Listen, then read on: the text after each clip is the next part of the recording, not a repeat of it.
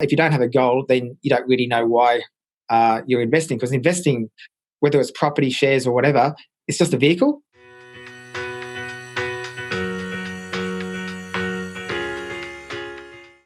Hi, my name's Lloyd, and you are listening to Property Investory. Fantastic. Well, Lloyd, I'm super excited to have you on the call today, and really can't wait to share your story. But firstly, start off with saying your full name, what you do and your title, and feel free to brag about it. My name's Lloyd Edge. I am the director and founder of Oz Property Professionals, which is a buyer's agency. And I'm also the author of a best-selling Amazon book called Positively Geared. Fantastic. How did you come up with a book like that, by the way? So essentially my property portfolio is now positively geared, which I developed over a number of years. And essentially it's a story of where I started from as a teacher through my journey from transitioning from being a teacher into full-time property investor, then starting my business, and how my portfolio started from just a one-bedroom unit, which is negatively geared, into what is effectively a multi-million-dollar portfolio, which is now positively geared, hence the name of the book. Yeah, that's amazing. All right. Well, listeners would love to know, maybe in 60 seconds or less, share with the audience what your typical day looks like. Typically, I get up in the morning. I generally take our dog for a run, and Okay. I've got a little Boston Terrier. I maybe just drop off a coffee and stuff, and then come back home. And then throughout the day, I'm generally just looking for properties, essentially. So looking for good opportunities for both myself and also for our clients, and basically negotiating, looking for deals out on the road and in the office. That's generally what my days look like. I have a few meetings there. I do a lot of negotiations with agents and things like that, and just trying to help people get into good sorts of deals. And I spend a lot of time setting strategies for people, because people are sort of looking for ways forward from where they are. So a lot of my time is spent strategizing on how people can build their portfolios. Yeah, I'm curious, how has that impacted due to COVID? This is just another side question from, I guess, everything. Because have you been past mostly having one-on-one face interactions with your clients, or have it also been, or initially been done virtually online? So we did do obviously a lot of stuff online through the COVID time, but we often did anyway. So it wasn't that much different because our clients come from all over Australia, and we've actually got a number of overseas and expat clients. A lot of our stuff is done by Zoom, FaceTime and Skype anyway. But during COVID time, yes, we didn't have sort of any visitors into our office for probably a couple of months there, so everything was done via Zoom. One of the main things I found that during that period is there's not so much people just sort of not interested in property, but it was more about strategizing on how they can actually improve their position for the future. So I spent a lot of time working with people on strategy, how they can move forward, where they are at the moment, and what their portfolio should look like, at the end of COVID, and what they can do to actually get themselves into a position, particularly if they're in a position at the moment, which was less than ideal because of the pandemic that occurred. Yeah, that's very interesting. And I guess at this point in time, there has been potentially a lot of opportunities because of the unexpected sort of black swan that's just come in. So I'm sure that people are now realizing, okay, this might be an opportunity to be able to take up something that wasn't ever there before. And even myself, I've been looking as well in the market and looking for, great deals out there. Yeah, that's right, Troy. And I think when the pandemic first happened, first 2 or 3 weeks, things went really silent. I think people weren't expecting it, obviously, and then didn't know what to do. So people were very scared and everything. But once that initial phase occurred, people started to then sort of realize that there's actually opportunities to happen. And obviously, some people had issues with losing their income and things like that, so they weren't necessarily in the right position to buy and things like that. Other people, however, if they had stable incomes and things like that, we're seeing opportunities, and we are seeing very much a buyer's market at the moment. Not the huge price falls that some, like the media, would have us to believe, or some economists, because there is, as you know, there's still a shortage of stock on the market. Vendors are holding off listing.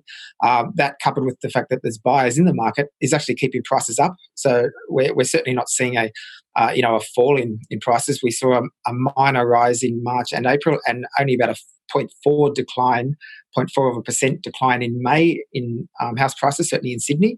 So it's very minor. So they're kind of plateauing out, but we are seeing some good opportunities as a buyer's market without any major falls or anything at this stage. But it's a little bit early to see exactly what's going to happen later in the year and stuff. Yeah. All right. Well, Lloyd, let's jump into a little bit about getting to know you personally. Maybe share with us a little bit about the story. Firstly, where did you grow up? Yeah, so I came from Orange, which is a country town in western New South Wales, about 3.5 hours from Sydney. Grew up there on a farm with lots of animals, dogs and cows, and my brother and my parents. Lived there until I was about 18, and then moved away. I actually originally was a musician, so I actually went to Sydney to study music. Became a musician and a music teacher, and that's kind of a bit of my background there. And then, sort of moving forward from there, I sort of got into property investing a little bit later. So I wasn't initially interested in property. So I wasn't one of these people that always had that taste for property from a young age. I actually developed it a little bit later on. So, yeah, tell us a little bit about, I guess, the musician side of things. I'm really curious. Did you play a particular instrument that eventually led you to going to study music, or was it just a passion for music that you started off with? Yeah, so I started off. I was actually playing brass instruments. So I played the euphonium, which is a brass instrument, and the trombone. I played a little bit of piano during high school and things like that. And then, I competed in a lot of competitions, as steadless and things like that. And then it's just a real passion. And it was interesting because when I was in high school, my best subject was actually economics. Uh, Oh, but that was actually not the path I decided to take. I wanted to take the musical path at the time. So I could have sort of got into economics and sort of done that. The lights have gone off in here, but that's all good. yeah. So I could have taken sort of the property route a little bit sooner, probably. But I went into the musical path because that was really my passion at the time. Yeah. So how did you determine, okay, your passion was for music. Obviously, you're good at economics, but I guess that path for music, did you know that there was going to be sort of, moving into becoming a teacher, or maybe, leading down to, I guess, so many different avenues? You could, be part of an orchestra and, compose or play music. Like, how did you Yeah, determine which? it was quite interesting because when I went to study at the Sydney Conservatoire of Music, I really didn't have any real idea of what I wanted to do. I knew I had a passion for music, and I just thought, yeah, I'm going to make a living from music one way or another. And then I sort of found out that it's actually really difficult to become a professional musician there, and you also need a really big passion for it and stuff like that. Mm, And my passion, I guess, I started to lose some of that interest along the way. And then I sort of got into teaching as well, which I then became really passionate about and absolutely loved the process of teaching. So that sort of became my passion. I found that I was actually good at teaching, and then started to enjoy that more than I did my actual playing. yeah, that's fascinating. So how long were you a teacher for? And were you specifically a music teacher, or just, different types of teaching? Yeah, I was a music teacher, basically teaching instrumental. So I wasn't teaching in the classroom. I was teaching instrumental and conducting bands, and yeah, probably did that for the best part of around 15 or so years, maybe a little bit more. Fantastic. It's very interesting because I really admire my music teachers when I went to school, and it's managing a bunch of school kids is already a challenge as is, and then to also be getting them in tune and excited about music, because not every child is talented or has some kind of rhythm, but to actually get them involved, because I do remember my music classes were very engaging, because when you've actually playing music in the background, learning about tapping different instruments, it makes it fun and engaging. Whereas just imagining sitting there learning about theory about music, kids usually get switched off. So I've always been wondering, how do you manage all that, and how do you encourage the kids to actually be involved and engaged? Well, that's right. And I was a bit fortunate that I wasn't actually in a situation where I was teaching in a classroom where you get a lot of kids like that. The kids that I got to teach were actually the ones that wanted to play instruments. So I was quite fortunate from is. So a lot of the time they still sort of didn't want to practice and all that kind of stuff, but generally they didn't mind playing their instruments. So it wasn't such a hassle to teach them there and stuff. So it was quite a bit of a luxury from that point of view, teaching those sort of kids. Yeah. So tell me, over those 15 years, I'm kind of curious, like, what kind of interesting moments do you remember about teaching that was very, very that drove your passion and kept you going? I think seeing kids that you start from a very young age and you take them sort of through to the senior high school years to year 12, and seeing them become very advanced, so from beginner to very advanced, and then putting them through their HSC music. But a couple of memories that stand out is when I was conducting the school band, and we went on some overseas tours. Where we went to, America and to Israel and things like that. So some great opportunities there, and the band played at Disneyland and a few things like that. So they're kind of a few standout moments, I guess, in my my teaching career within the school system. Yeah, that's fantastic. I very much remember because I was part of also our symphony orchestra at school, and it's just so much fun to be able to just attend and play and perform and so forth. I got to admit, I didn't like the practice sessions, but Yeah. I don't think any But yeah. it's fun playing in the band, even if you don't like the practice sessions. Yeah, absolutely.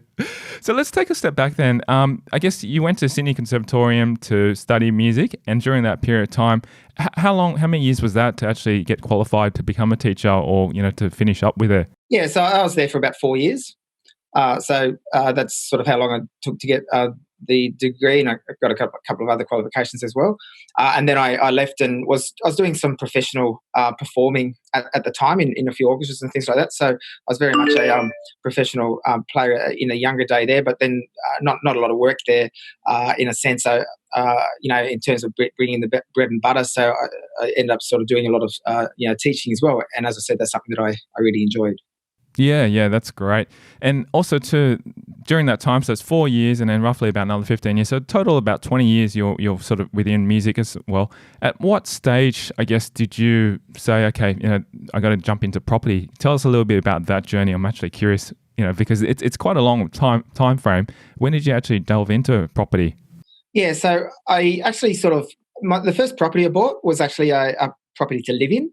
And I knew that at some stage in the future it would be an investment, but I didn't have a passion for property investment at the time. So it was just, and it worked out well that it was kind of in a fairly good location because that's where I wanted to live. It was in Sydney, it was near the water and near amenities and stuff like that. But it was essentially just a unit to live in.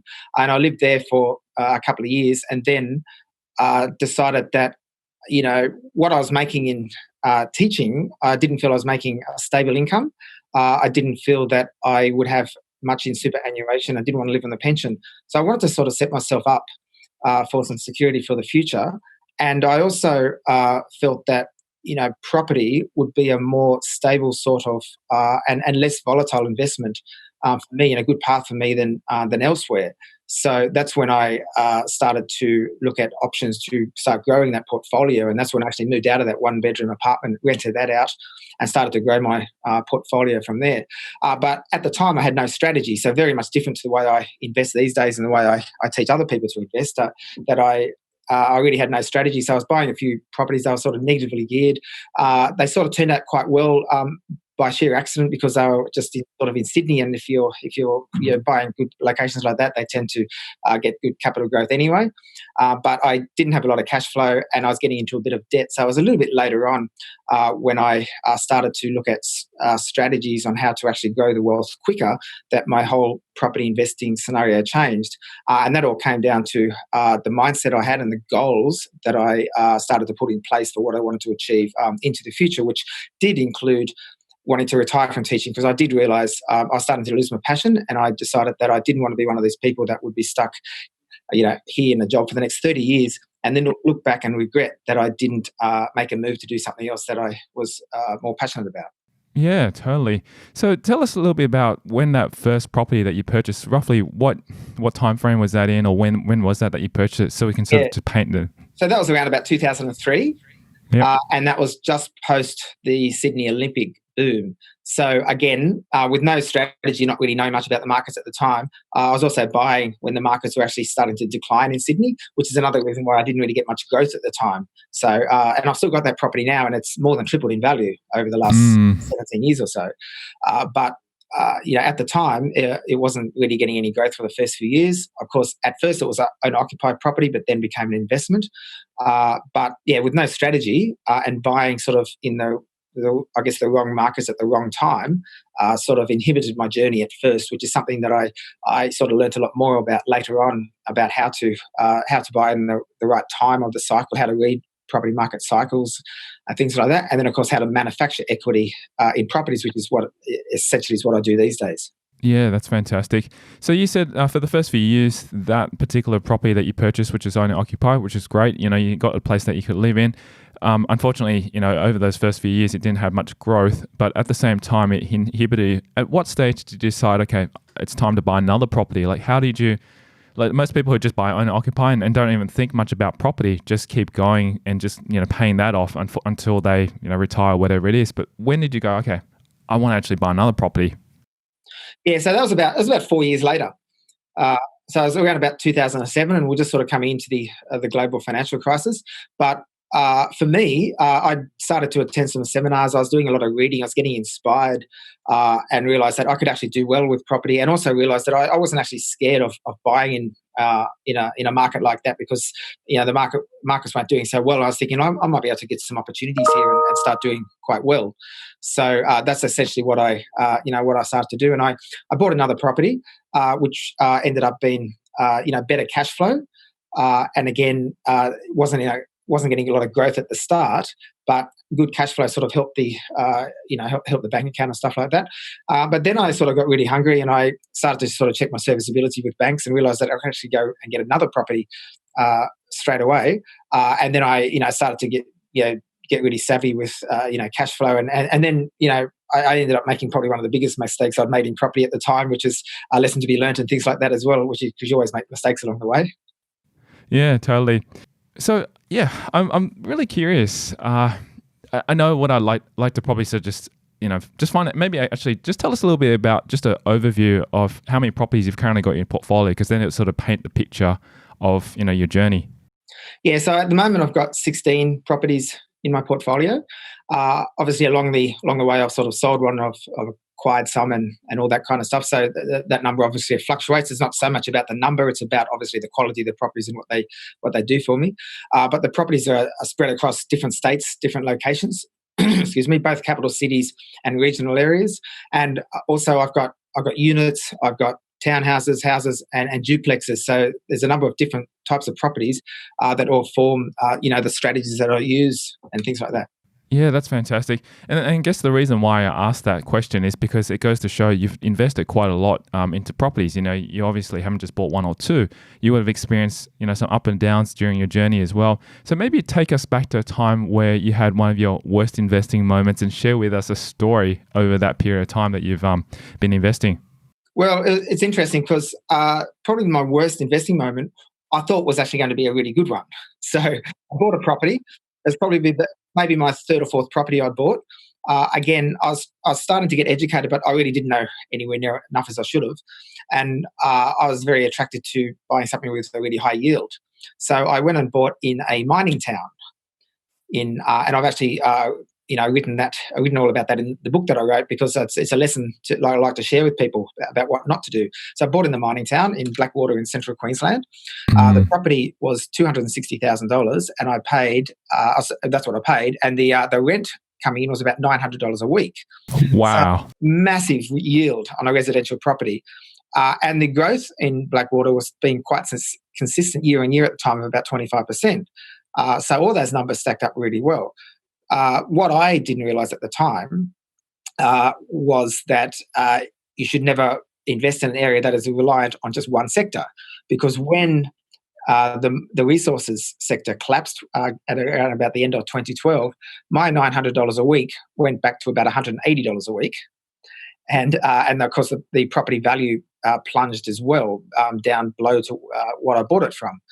So, and I remember having a bit of a sinking feeling then, thinking, "Oh, what have I done? I had this, really good cash flow positive property in my portfolio that's now, it's now negatively geared, and I'm not really going to be able to sell it and stuff." But it's a good learning experience because I've got a lot of properties and stuff like that. It's actually swallowed up amongst my portfolio, and it's actually negatively geared now. It's still rented and everything, so it actually hasn't turned out too bad. But it's not the cash flow property that it should have been. But swallowed up against all my other properties, it's not really affecting me, because there were people at that time who got really greedy and had about 10 properties in locations like that, and they did go bankrupt. So I only hedged my bet by doing it once. But what's the lesson to be learned, and something that I really enforce with everyone I talk to about investing, is that you should buy in areas that have several industries of growth. So you shouldn't just buy with one sector, because if that sector leaves town, then the industry collapses. So, make sure there's a lot of infrastructure, there's a lot of jobs growth, there's different types of industries, whether that's medical, whether there's education with universities, manufacturing, all sorts of things. Make sure that you're buying in areas that have several industries of growth, and you won't have that sort of problem. So that was probably the single worst experience then. But like I said, at the time, it didn't seem that bad. It was just a few years later.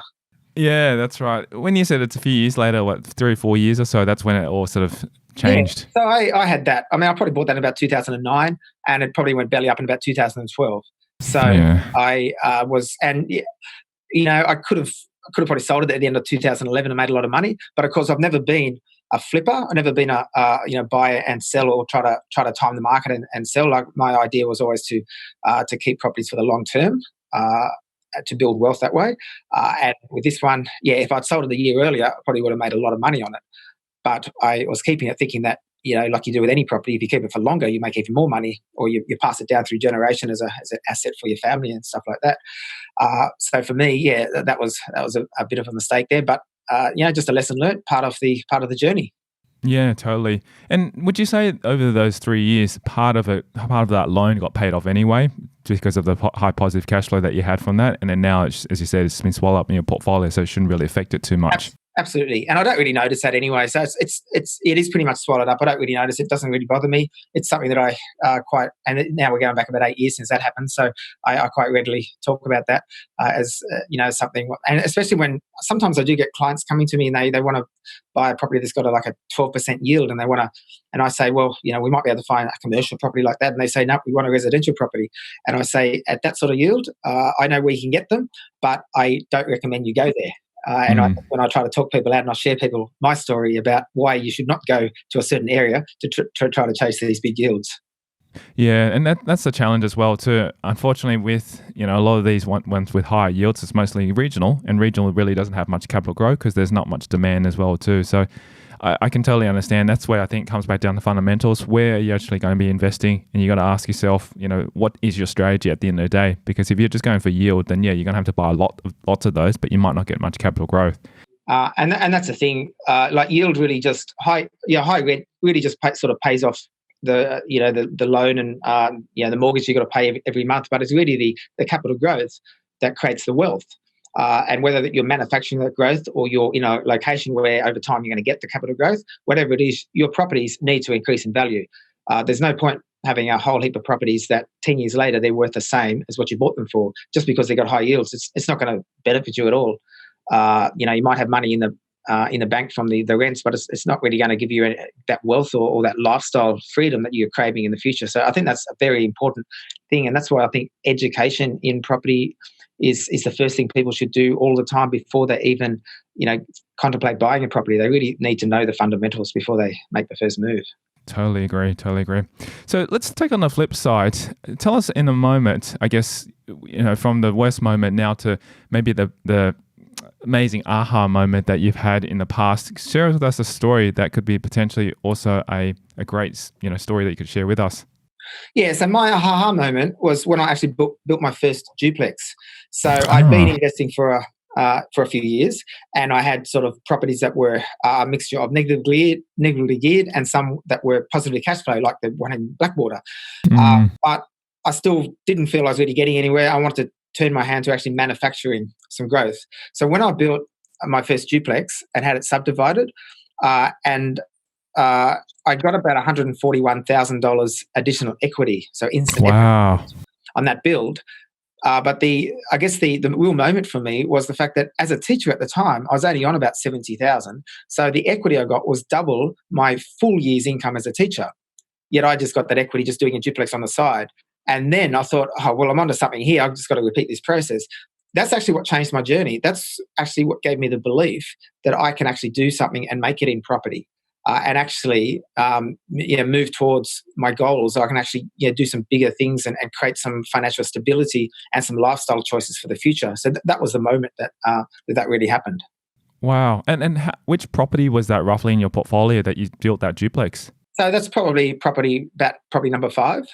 Yeah. Okay. So it's still quite early on in your journey then. Yeah, definitely. And I think it was quite early on in the journey, but using the equity in that duplex allowed me then to go into further properties straight away. So I think I bought another 3 properties on the back of that using the equity.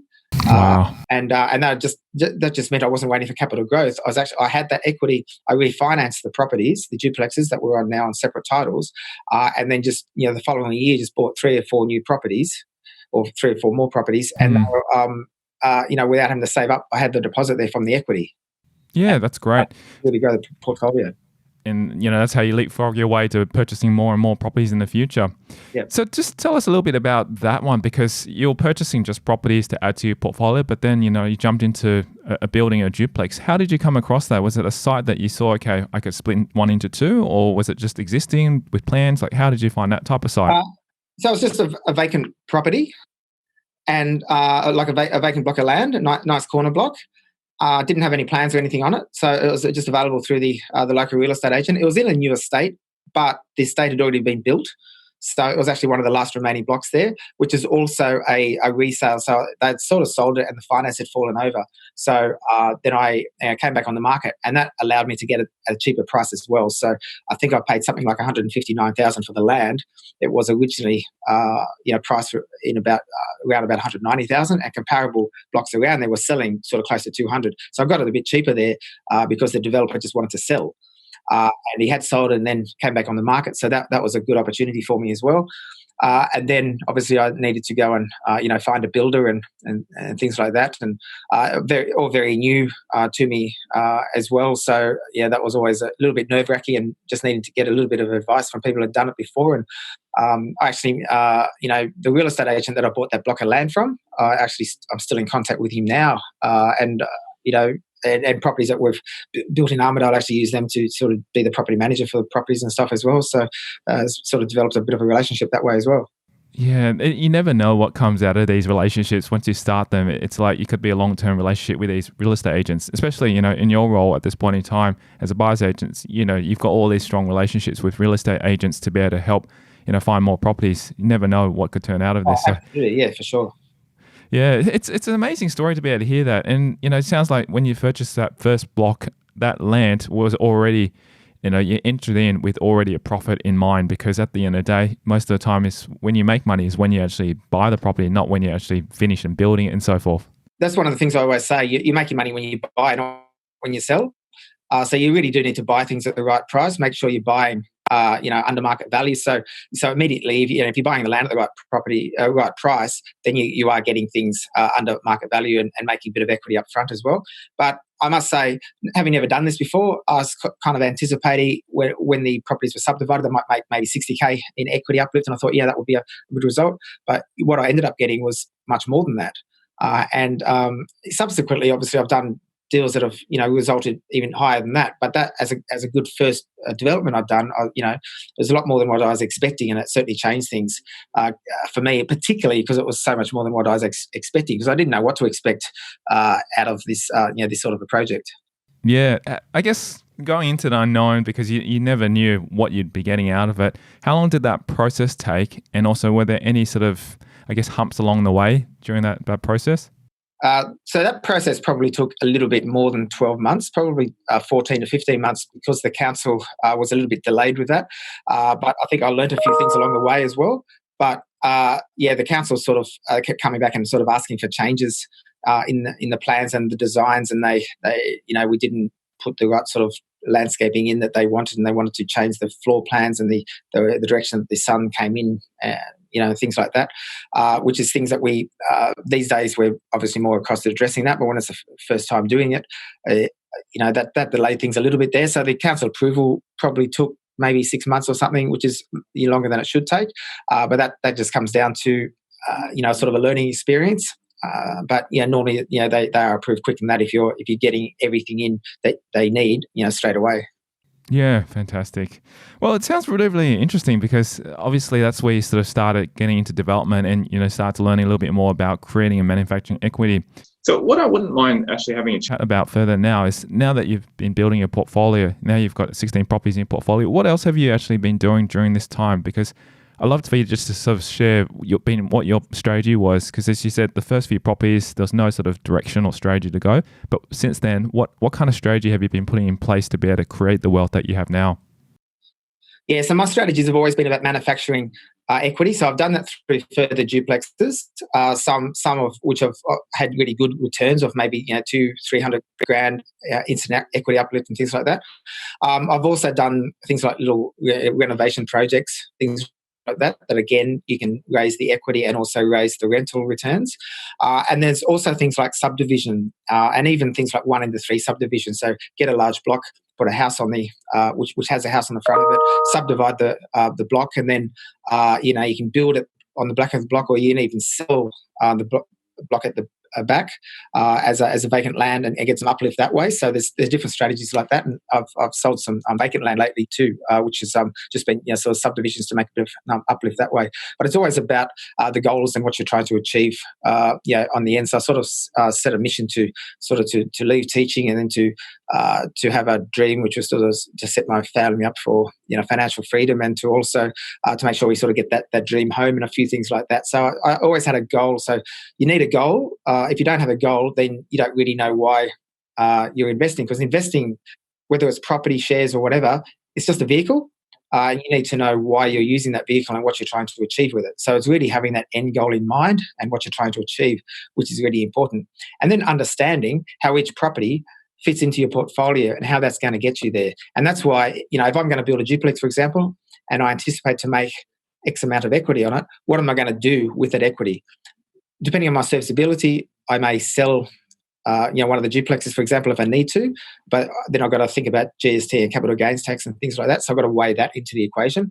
But a lot of the time I'll keep the properties and I'll refinance them if serviceability allows it. But what am I going to do with the equity? So I've got to use that equity to purchase another property, or might be to pay down some debt. So I've paid down some owner-occupied debt in the past. Two of the homes I've lived in the past, I've paid them down completely because of using the equity from the investment property. So he's having that goal and being able to pay down your debt and achieving what you want to achieve. Yeah, that's really fascinating, especially some of the strategies that you just talked about, especially, manufacturing the equity, and then also to be able to leverage and utilize the equity to be able to do other things as well.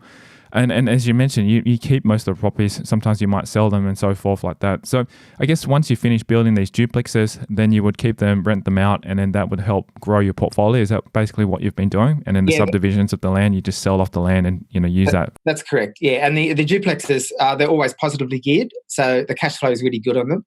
So they're always covering all the expenses there and then some. So they actually return money back into my pocket after paying all expenses. So that's a mortgage and all the outgoings. And then puts money into my account, and that's always good for serviceability, because the banks obviously like to see good cash flow injections into your bank. Generally, lenders will only sort of take about 70% of a rental income when assessing your serviceability. So if you've got even better cash flow, like dual income properties that are positively geared, then that actually just increases your serviceability more. So that's kind of been one of my strategies along the way as well. Another strategy is granny flats, auxiliary dwellings and stuff on properties, because they're really good for cash flow as well. Yeah. Well, what's interesting is that these are small residentials. You're not jumping into like a 4-pack or 10-pack townhouse development and so forth, and they obviously provide a lot of good cash flow. Have you considered actually branching out, or is it just been your core focus is just to focus on these smaller developments such as duplexes, granny flats, and subdivisions 1 into 3? So that's pretty much my niche. So I have done some like triplexes and stuff like that. So I've branched into some slightly larger things. And in terms of bigger things, we've branched out a little bit, like in terms of the business, to be able to help people build bigger things, because that's just a matter of sort of managing the process and having the right builders on board. But generally, it's all about duplexes and the smaller type projects, because that's pretty much what I know.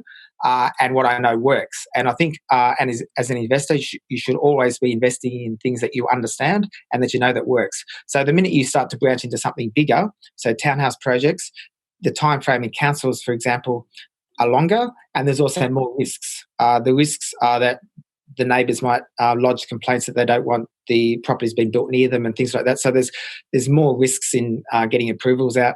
Plus, there's longer time frame for council approvals, and the numbers potentially might be greater. The feasibility might be really good, but you've got to weigh that up against whether you can do 2 duplexes in that same time frame and get just as good a result with generally less risk and less outlay. Obviously, when you're doing townhouses, you're looking at sort of commercial funding and things like that.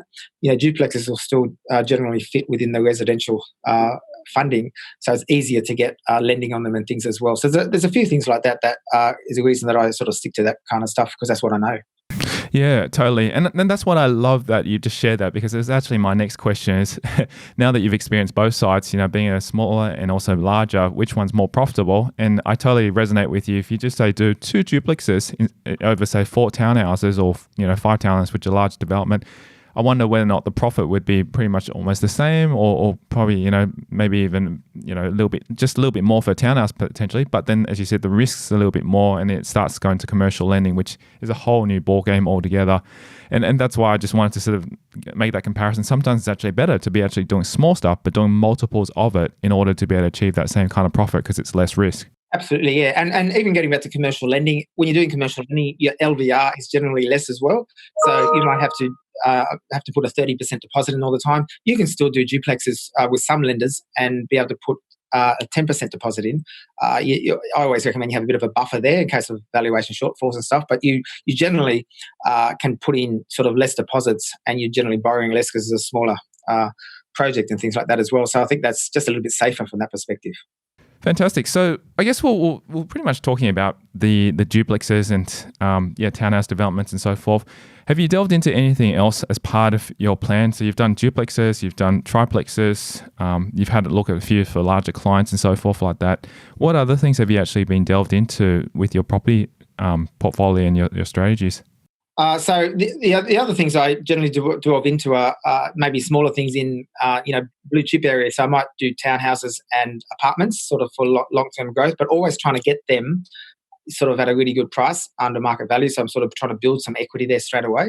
Or if I can do that and also be buying sort of older properties, if I'm going to do that sort of thing, I want to buy sort of in a boutique kind of complex that has a bit of uniqueness that might sort of hopefully outperform the averages, and then I can maybe add some value to through a bit of a renovation. So essentially, I'm not a big one for apartments, and I never buy generally off the plan. I mean, I think I bought 1 or 2 apartments off the plan myself, but I never buy them off the plan for a client or anything.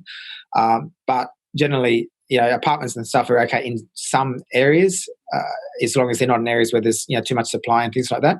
But you just need to be buying the right kind of property in the right location, and they're generally for long-term growth with a reason. So again, everything's done for a reason. So, for example, I bought an apartment at the beginning of this year, which I'm going to hand down to my son, who's 14 months old. So I sort of good stuff for him. Yeah, I sort of have a joke that he's the youngest property investor in Australia at the moment. He owns his own apartment in Alexandria in Sydney. So like, has pretty good blue chip property he's got there. Yeah. That's fantastic. So what I'm just wondering as well, and depends on where you invest. As you said, you invest interstate in numerous areas around Australia.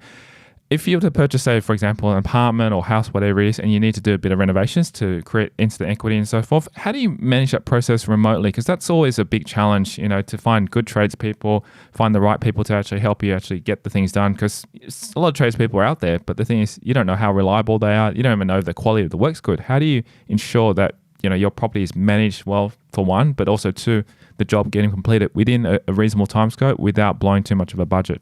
Yeah, absolutely. So obviously that takes a lot of due diligence and research, a little bit of trial and error. I've got a lot of contacts around different areas, and sometimes I've used people that I wouldn't use again. But once you find someone who's really good, they sort of form part of your team.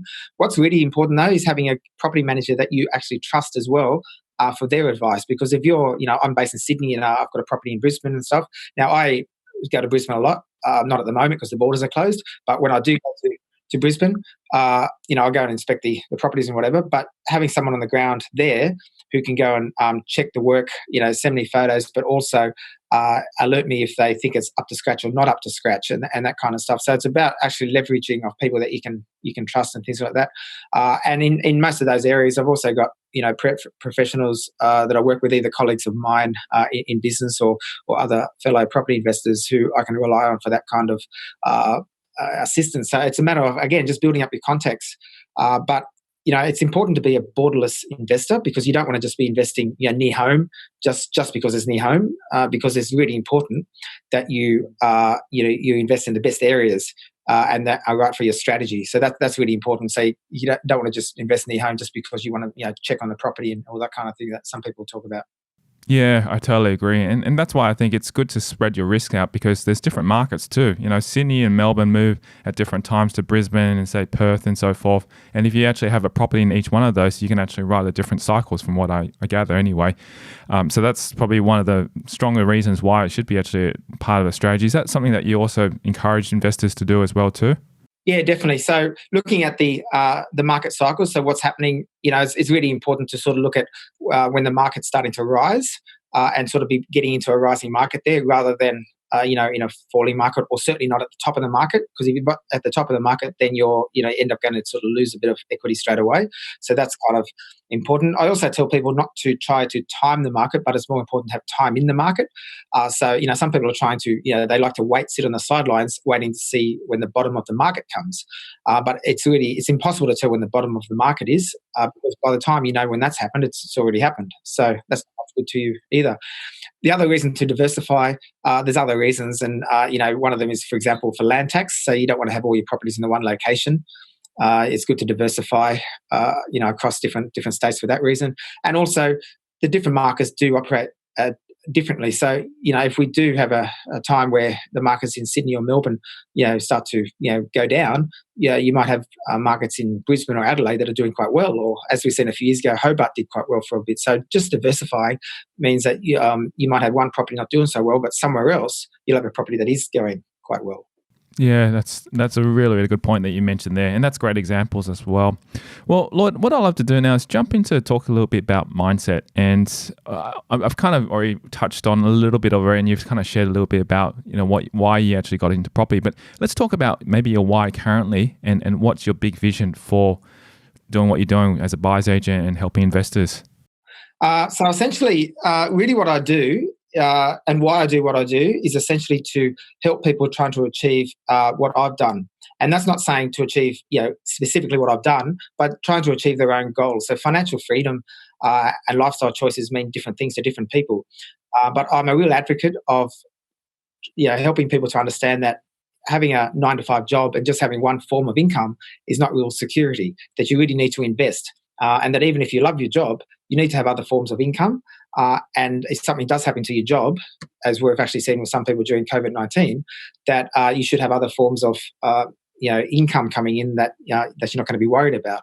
So that's really important as well. From a business perspective, I like to sort of think on a larger scale. So there's a big vision I have for what we do at Us Property Professionals, and it's not just about the sort of the day-to-day grind of the business, but it's what we can actually do to help the greater community. So at the moment, for example, we donate to a lot of charities. For example, the Cancer Council ongoing.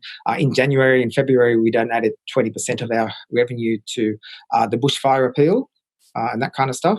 But one of my larger ambitions is to be able to help third world countries like Nepal and Africa with either some education or maybe building some homes over there and stuff like that. So for me, having the freedom to do that, so property has sort of given me the financial freedom and the lifestyle freedom, the time to be able to do things like that.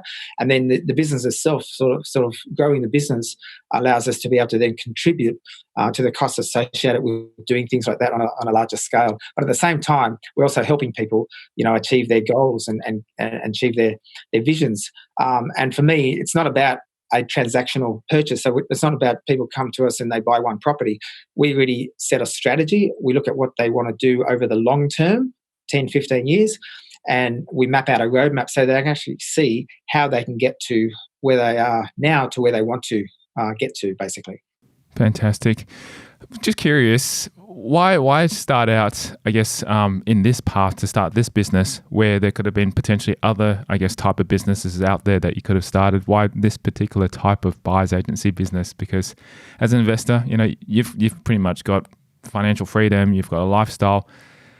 Yeah, they could have gone into something else as well. And especially as a teacher too, you've got all that experience behind you. Well, I guess so. But I guess one of the things is that as a teacher and as a property investor, this actually combines both those passions, because what I'm doing is I'm educating people on property really at the moment. So basically combining teaching and property, and it really comes down to helping people. So and that seemed like the logical thing for me to do. But it's a bit of an ongoing joke between myself and my wife, because many years ago, before I had my business going, I actually was. Actually, before that, I was talking a lot about property at home and all that kind of stuff. And my wife said to me one day, "You should just start a blog and put it out there, so I don't have to keep listening to you talk about property all the time." So I did. I started writing blogs, and it was just a free blog platform. I was just putting it out there, and for people to read and stuff like that. So that was kind of the start. And then after that, that's sort of when I started to get my real estate qualifications and stuff like that, and started to sort of get enthusiastic about actually wanting to help people out. And I think it initially started. Getting back to your question, is because people were coming to me for some advice, because they were seeing some of my success in my own portfolio. And then they're seeing some of my blogs and they wanted some advice. And I guess at the time I couldn't really give proper advice because I wasn't qualified as such in property. But one thing led to the other. So I then went and got qualified, and then I started the buyer's agency to basically be able to help people, because I was already getting people who actually wanted my help, essentially. So when I started off, I didn't actually have to start the business and then start marketing for clients. I kind of already had a line of clients waiting for my help, essentially. So that's kind of how I started. That's fantastic. And the blog, is it still available for people to read online? So that particular blog's not, but I do have a blog on my website though. So it's a continuation. So we do have regular blogs that we upload to our website. So there's a blog page on that, absolutely. Excellent. Okay, well, what I wanted to delve into now is talking about, say, the resources and possibly mentors and stuff like that along your journey. Share with us, have you had any particular resources that supported you to help you grow in that portfolio? Because as you said, you went to training, you went to seminars and so forth like that. Did you have any particular mentor that's guided you along the way? Because to grow to the portfolio that you have, a lot of times you'd have to learn something to be able to do that. Yeah, so a lot of the education and stuff, and a lot of the inspiration actually came from like reading books and stuff like that. So, for example, reading the Rich Dad Poor Dad series, so Robert Kiyosaki and Cash Flow Quadrant, those sort of books, and even Stephen Knight's 0 to 130 Properties in 3.5 Years was sort of a book that sort of inspired me. I went to various seminars and stuff like that to sort of learn about property. And of course, some seminars are better than others. So it's about sort of getting out there and making sure you're just taking what you can. You don't want to go to a seminar and then be sold something on the night like some seminars do. So it's just a matter of getting out there and learning as much as possible. But even now, I still listen to podcasts all the time. I listen to the guests that you have on Property Investory, for example. But I listen to even American podcasts of people that have inspired me, people like Earl Nightingale, for example, people like that. And, there's a lot of stuff that I just listen to that really inspires me. That's not always directly associated with property itself, but it's associated with how you can actually better yourself and achieve your goals. And that's what it really comes down to. And that's why I always refer to as property being the vehicle, because it's really about what you're trying to achieve at the end of the day, not so much about property, because at the end of the day, you can read enough about property and learn the fundamentals about that and use that as the vehicle to get there. But you really want to know where you're going. Otherwise, it can be a lonely road. But if you know where you're going, then and you keep yourself accountable, then it becomes much easier to see that goalpost at the end. Totally. And that's the interesting thing, is that investing not just only in property, but in all sorts of different class assets and so forth is about a mental personal development, to actually improve on that, to be able to do it. Because at the end of the day, it's what's between your two ears that actually helps you do that. Most of it, I think 80% is mental, and also just how you manage all those things between your head. But the 20% is the execution. And I think if you continue to spend time doing personal development and growing yourself and taking on as many resources as you can to grow and implement, then obviously you'll be quite successful, and following a great strategy too. So yeah, so that's absolutely right. And it is about belief, but it's about taking action. So there's a lot of people that talk, a lot of people that maybe read and stuff like that, but you've got to take that action. I see a lot of people, even some of my own clients, who are hesitant to take action with something because they're always thinking there's a better deal or they're not quite ready yet. You can always talk yourself out of doing something, but just remember, 95% of the population do the same thing as everyone else and they get the same result as everyone else. You want to be 5% of the population that actually get out there and do something different, and create a real path for yourself. And that's what's really important. But you got to have belief and you got to take action. And sure, there might be a few risks, but calculated risks. But my advice is just get out there and take some action. Totally. I love that. That's fantastic. Now, you mentioned a few books, Rich Dad, Poor Dad series. You mentioned Steve McKnight's book and so forth. Is there any particular book, doesn't have to be property, it could be business, could be personal development, that you would recommend to the listeners, or even a podcast or audiobook, anything that you could potentially recommend to the listeners? I really like Think and Grow Rich by Napoleon Hill, which I'm sure a lot of your listeners have probably read. And amongst the others that I've already mentioned, but look, there's a lot of good property podcasts out there that always have a lot of good guests on there, and so I think people just should have immersed themselves around with with everything that's out there essentially, and if you just sort of look up property podcasts, you'll see who they recommend as the top 10 property podcasts or that kind of stuff. I probably don't need to list them all now or whatever, but there's a lot of good content out there, and I listen to them myself, and some of them are run by like fellow investors or fellow buyers agents and stuff, and I really respect what those people do and stuff as well. So I listen to like people, my colleagues and the podcasts that they run, because I think that you can, and particularly the guests they have on, you can always learn from that. I love seeing the success of investors, whether it's people's clients or whether it's people themselves. I really love hearing about the success people are having, and I think that can be quite inspiring, even for me. Even though I've had a degree of success, I like sort of seeing what other people are doing, and then I think to myself, oh, yeah, actually that guy's doing pretty well. I'd like to, maybe I should be doing better or something like that. So there's always stuff we can improve upon and do better.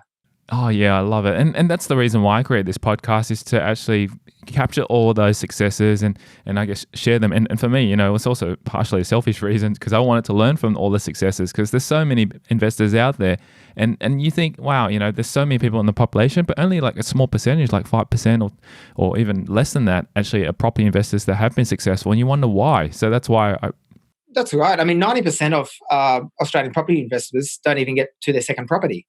Because they either have the wrong advice, they buy the wrong property, got the wrong financial structure, and all sorts of things. I mean, I've started my own property podcast for that same reason now, and that ties in with the book I wrote. So it's kind of along the same title, Positively Geared. But it's the same thing. I'm interviewing people there and looking forward to having guests on and stuff like that. So it's the same sort of thing. I think people just love listening to people chat and hearing about people's experiences, and that's what it's all about.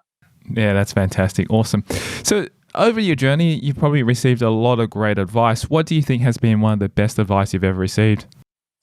I think the best advice, and I can't remember exactly who gave me this advice, but this is the best advice I would give to someone else, is treat others the way you want to be treated yourself. So at the end of the day, I think that's the most important thing above all else. Because I think in terms of my business and what I do, it's really about helping people, and you want to make sure that you're giving the right sort of advice to people. As an example, for me, I would never suggest a property to a client that I wouldn't actually add to my own portfolio. So that's one of the stress tests that I do for myself. Would I buy it myself? If not, I wouldn't suggest it to a client. Because you're helping people with their greatest wealth creation assets. So you really do need to treat people the way that you'd need to be treated yourself. And I think if we all live by that mantra, then we'd be a happy world. Definitely. And I wish this would happen more frequently as well too. It's so hard to find the people who are genuine and go through their integrity and so forth. So I like that mantra very, very much as well. Let's talk about, say, maybe personal habits. What's been one of the biggest personal habits that have contributed towards your success? Reading, I like to read the newspaper in the morning and over a cup of coffee and just relax. And you're talking about the physical newspaper or the iPad newspaper? No, generally the physical newspaper if I'm sitting in a coffee shop. Okay. And this is usually, maybe I've taken the dog for a run as well, because I think it's important to keep up your fitness and stuff like that. So getting up and quite often with busy days, it's hard to fit in with, getting fit and go to the gym and stuff like that. So you need to kind of schedule that in. So I think that's really important, just to relax over a coffee, just to see what's happening in the news for the day and stuff like that. That's a great way to start the day and sort of get relaxed frame of mind before you get on. And I also for me, it's important to sort of balance your time a bit. So, I get a lot of emails from a lot of people, but I also try to make sure that I don't have my weekends all swamped with checking emails, because that can be. I'm pretty. I make sure that I don't do that. Maybe it's a Sunday night. I'll be checking emails in preparation for Monday to see what important tasks I've got to do. But I don't spend a whole week working and then decide I'm going to start checking emails all day Saturday and all day Sunday. So you just need to have that bit of life balance and make sure that you're giving time for your family and stuff. Totally. They're excellent habits, and I really, really resonate with them as well too. Say you went back in time and you met yourself 10 years ago. What do you think you would have actually said to him? Probably get a little bit more education before rushing into a couple of those properties. So I think I probably bought a couple of properties that haven't performed so well, and I was really keen at the time. And I think really, getting more education, getting more, and really getting more set on strategy, having a roadmap, and seeking out a mentor that would actually put a roadmap in place for me, because that's what I really didn't have. I sort of set my own strategy and built my own foundation from there. But I think, it probably even going back more than 10 years, but if we're going back 12 to 15 years, I probably would have liked to have had someone just put a proper roadmap in place to say, this is how you can, what you should be buying now, how you can achieve your wealth. But looking back on it, I think I've done okay. So, but it'd be interesting to see if someone had done that to me then, whether it would have changed my path, whether I would have not bought, a couple of properties and maybe bought something else. I love the beauty of hindsight. Yeah, I think that's the thing. Like going back 10, 12, even 15 years ago, we didn't have the accessibility to, I guess, internet that we have now, and the amount of resources that we have now. And if we actually had that access, I guess, to a strategy or something like that, things may have been different, but, who knows? But it's just really interesting because being able to see what's changed in the market now to be able to apply back when we first started. And obviously property has been around for, many, many decades. So people have, understood that strategy, but it wasn't widely publicized as it is now. So it's fascinating. And I guess I'm looking forward to the future. What do you think you're most excited about, say, in the next 5 years? Look, I think just growing the business, being able to help more people, and I actually think just watching my family grow, I think, and that kind of stuff. So I've achieved a lot of goals there. I sort of want to keep things more along the same track and just being able to sort of help people. So I don't have a number in terms of property. So, I don't think you're going to interview me in 5 years' time and suddenly you're going to find out I've got 50 properties or something like that, because I don't think it's not about that. I could still have a similar amount of properties in 5 years' time. They might be slightly different if I sell some and do development somewhere else and stuff like that. So, as I said, it's all about what they do for you, not the amount of properties.